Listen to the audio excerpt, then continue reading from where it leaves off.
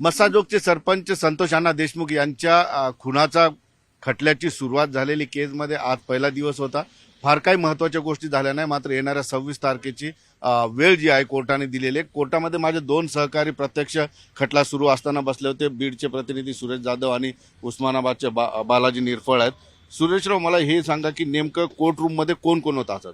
आज कोर्टरूम मध्ये ऑनलाईन जे 6 आरोपी आहेत यामध्ये विष्णू चाटे, त्याचबरोबर वाल्मिक कराड, सुदर्शन घुले, प्रतीक घुले, त्याचबरोबर सुधीर सांगळे हे जे आरोपी आहेत हे 6 आरोपी हे ऑनलाईन व्हीसीद्वारे हजर होते. तर सरकारी वकील म्हणून बाळासाहेब कोले आणि आरोपीचे वकील म्हणून खाडे, त्याचबरोबर कवडे नावाचे आणि अनंत तिडके, त्याचबरोबर राहुल मुंडे असे आरोपीचे जे वेगवेगळे आरोपी त्यांचे 4 वकील त्या ठिकाणी उपस्थित होते. टीम होती, पण गैरहजर कोण कोण होतं? गैरहजर त्या ठिकाणी सुरुवातीला ज्यावेळेस आवादा कंपनीच्या शिवाजी थोपटे यांना पुकारण्यात आलं त्यावेळेस शिवाजी थोपटे हे उशिरा आले.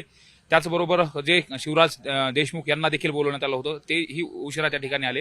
मात्र सुरुवातीला सुनावणी झाल्यानंतर शिवाजी थोपटे त्या ठिकाणी उपस्थित होते. उशिरा का आले? मात्र त्यांना 2 गोष्टी विचारण्यात आलेल्या होत्या. जी खंडणीचा गुन्हा दाखल करण्यात होता त्यापैकी एक आरोपी ज्ञानेश्वर मुळे याच्या संदर्भात तपासी अधिकाऱ्याकडे कुठलाही पुरावा आढळला नाही, त्यामुळे त्याचं नाव चार्जशीटमधून कमी केलेलं होतं. तर ही गोष्ट तुम्हाला मान्य आहे का असं त्या शिवाजी थोपटेंना विचारण्यात आलं होतं. त्यावेळेस माझी कुठलीही तक्रार नाही, तुमचं लेखी म्हणणं मांडा असं मान्य न्यायालयाने सांगितलं. त्यानंतर ते लेखी म्हणणं पुढच्या तारखेपर्यंत मांडतील. सोनवणेचं सुद्धा चार्जशीट मध्ये नाव नाही, याबद्दल सुद्धा काय बोलणार?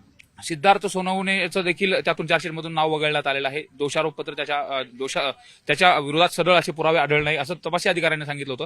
या संदर्भात जे हत्या प्रकरणातील ज्यांनी फिर्याद केली होती शिवराज देशमुख यांना देखील मान्य न्यायालयाने बोलवलं आणि बोलवल्यानंतर त्यांना देखील सांगितलं की तुमचा यांच्या संदर्भात काही आक्षेप आहे का? तपासी यंत्रणांनी ज्या पद्धतीने यांच्या विरोधात कुठलाही पुरावा आढळला नाही त्यामुळे दोषारोपपत्रातून नाव काढलंय, यावर तुमचा काही आक्षेप असेल तर लेखी द्या किंवा नसेल तरी सुद्धा लेखी द्या अशा पद्धतीचं म्हणणं मांडलं आणि ते सुद्धा वकिलामार्फत लिहून पुढच्या तारखेपर्यंत आपल्याला आज काय फार महत्वाचं घडलं नाही, फक्त पुढची तारीख भेटली एवढंच म्हणतात. हा, पुढची तारीख भेटली. मात्र प्रामुख्याने एक गोष्ट, ज्या कॉन्फिडेन्शियल गोष्टी जे जबाब आलेले होते ज्यात सेक्शन 18 नुसार जबाब आलेले, त्याचबरोबर 164 नुसार जे आरोपींचे जबाब आणि इतर जे जबाब होते ते आरोपींच्या वकिलांना मिळाले भेटले नाही. त्याबद्दल टेक्निकल मी बालाजी सुरुवातीलाच आरोपींच्या वकिलांनी मागणी केलेली की आम्हाला सगळे प्रमाणपत्र दोषारोपासोबत मिळालेले नाहीत, आरोपींचे जबाब त्यामध्ये नव्हते. हे काय टेक्निकल? सर, ह्याच्यात जर बघितलं तर प्रमुख मुद्दा आहे, आरोपींना जर डिफेन्स करायचा असेल आरोपीच्या वकिलांना तर मूळ मुद्दे पाहिजे की चार्जशीटमध्ये काय दाखल झाले आणि कुठल्या चार्जशीटच्या मुद्द्यामध्ये दाखल झाले त्याला वकील जे आहे ते विरोध करणार आहेत. त्यामुळे सुरुवातीला जे आहे ते आरोपीच्या वकिलांनी ही मागणी केली की चार्जशीट मधले जे काही मुद्दे आहेत ते आम्हाला द्या. पण प्रामुख्यानं हा मुद्दा न्यायाधीशांच्याही लक्षात आला की त्याच्यामध्ये सरकारी वकिलाकडून काही मुद्दे देण्यात आलेले नाहीत किंवा जी वकील मागणी करतायत सरकारी ते मुद्दे नाहीत. त्यामुळे त्याच्यावर थोडा युक्तिवाद जो आहे तो दोन्ही पक्षाकडून झाला.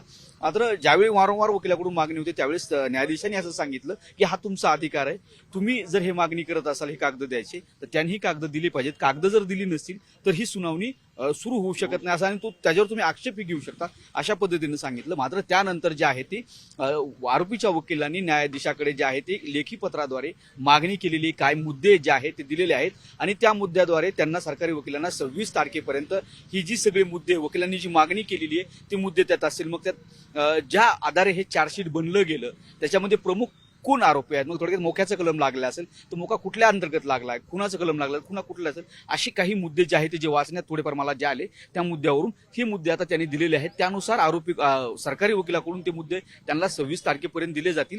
त्यानुसार ही पुढची जी सुनावणी जी आहे ती सुरू जातील. यात प्रामुख्यानं जर बघितलं तर आज आरोपीच्या वकिलाकडून ज्या पद्धतीने युक्तिवाद करण्यात आलाय, सरकारी पक्षाकडून कुठेतरी युक्तिवाद करताना ढिलाई या आज कोर्टाच्या च्यामध्ये दिसली. आरोपीचे वकील जे आहेत ते आक्रमक पद्धतीने जो आहे तो युक्तिवाद करताना दिसले की त्यांना या प्रकरण जे आहे ते लवकरात लवकर तडीस लावावं आणि कुठेतरीचा निकाल लावावा अशी त्यांची मानसिकता होती. मात्र सरकारी पक्षी एक जे आहे ते तपास अधिकारी कोर्टात आज हजर राहिले नाहीत.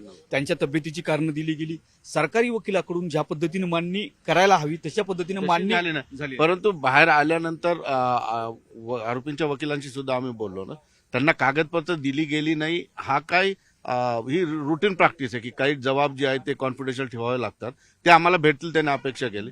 काय कारण असावं की ते जबाब दिले गेले? सर स्ट्रॅटेजीचा भाग आहे. हा स्ट्रॅटेजीचा जे एक भाग आहे याच्यामध्ये असं न्यायालयीन ज्या वकिलांशी बोलणं झालं याच्यात असं असतं की काही गोष्टी कॉन्फिडेन्शियल असतात. म्हणजे आता चार्जशीटच्या जर समजा गोष्टी त्यांच्याकडे काही गेल्या सरकारी वकिलाकडे तर त्या पद्धतीने त्याच मुद्द्यावर फोकस करून ते युक्तिवाद करतात. तयारी करायला वेळ भेटतो. तयारी करायला वेळ भेटू नये आणि या पद्धतीत म्हणजे डावपेच म्हणता येईल की डावपेचानुसार ज्या ते सरकारी काही तपास अधिकारी गैरहजर ठेवणं किंवा सरकारी वकिलांना चालढकल करणं हा तपासाचा भाग आहे आणि म्हणजे त्यांचा एक डावपेचाचा भाग आहे.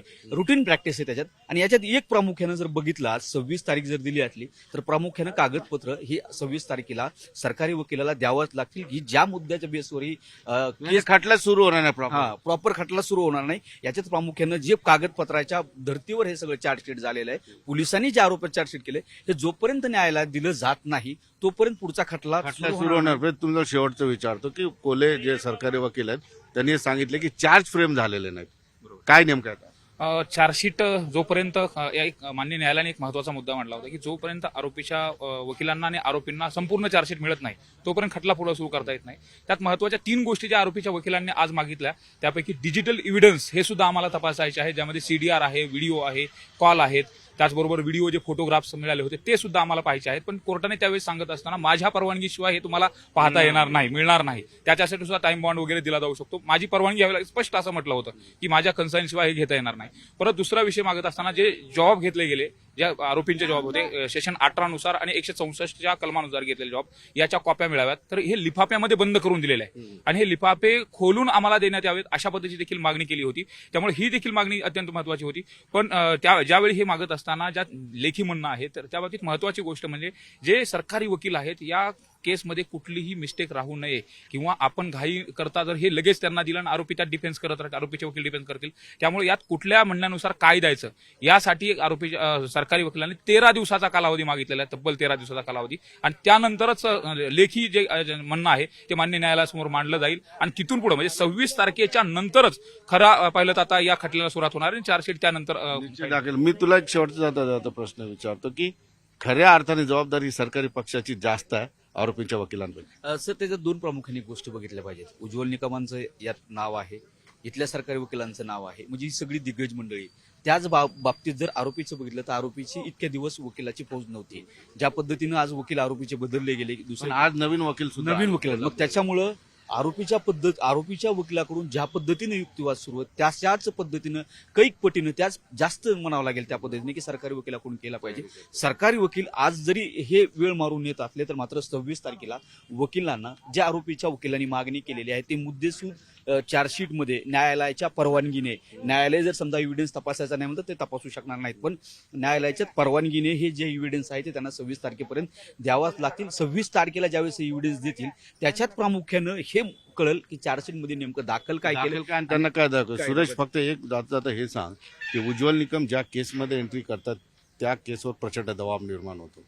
कोर्टामध्ये असेल, जजेस असतील किंवा इतर सहकारी, एक वेगळा दबाव निर्माण होईल ह्या केसमध्ये. साहजिकच कारण सरकारी वकिलांनी मांडत असताना 26 तारखेला हे उज्ज्वल निकम येणार आहेत अशा पद्धतीने देखील स्पष्ट पद्धतीने सांगितलंय. त्यामुळे उज्ज्वल निकम येईपर्यंत ज्या सगळं म्हणणं मांडायचंय, विशेष ज्या आरोपीच्या वकिलांनी मागणी केलेली हे उज्ज्वल निकम यांनी पाहिल्यानंतरच आरोपीच्या वकिलाला दिलं जाणार आहे, हे देखील तितकंच महत्वाचं आहे. आणि उज्ज्वल निकमांची एंट्री झाल्यानंतर बऱ्याच जे काही सगळे जण आहेत त्यांच्या आशा देखील पल्लवित झालेल्या आहेत आणि दबाव खूप मोठा असतो. त्याचबरोबर डिफेन्स लॉयर म्हणून जे आरोपीचे वकील काम करणार आहेत त्यांच्यावरती देखील तो दबाव असणार आहे. आणि मांडत असताना पुढच्या वेळेस विशेषतः यामध्ये मान्य न्यायालय असतं, न्यायालयामध्ये ज्यावेळेस एखादा असा वकील होतो त्यानंतर देखील जे दोन्ही पक्ष असतात युक्तिवाद करत असताना ते अत्यंत एका प्रेशराईज मध्ये होत असतात आणि तशा वातावरणामध्ये ज्या केसमध्ये उज्ज्वल निकम उभे राहतात त्या केसमध्ये एक अगदी प्रेशर क्रिएट होतं आणि उज्ज्वल निकम अशाच केसमध्ये एंट्री करतात की जे सामाजिक असतं आणि तो राज्यभर किंवा देशभर गाजलेल्या केसेस असतात.